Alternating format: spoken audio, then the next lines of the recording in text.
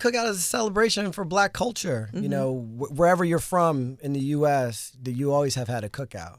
But what I in your backyard. But what I've tried to do is celebrate Black and now brown chefs in communities that need awareness. Restaurants that you might never heard of, chefs you don't know, caterers. And I wanted to take it on my own to shed a different light. You know, this year we only have 12 chefs. Some chefs that might have worked for me in the past that have their own restaurants now, like Omar Tate coming from Philly, from Honeysuckle, or a college roommate, Justin Gaines from New Jersey, Montclair, who's showing up. And everybody gets to cook what they want to cook. It's going to be a lot of live entertainment.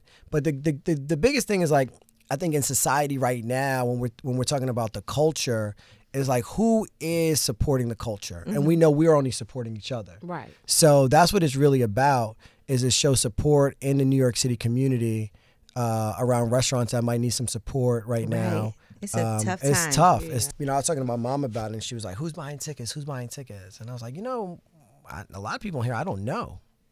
And I know my friends are going to show up 2 days before, and the event's going to be sold out. And then they're going to be looking at me like, where's the tickets? I'm trying to buy tickets. And I won't have any tickets for you because the venue's small.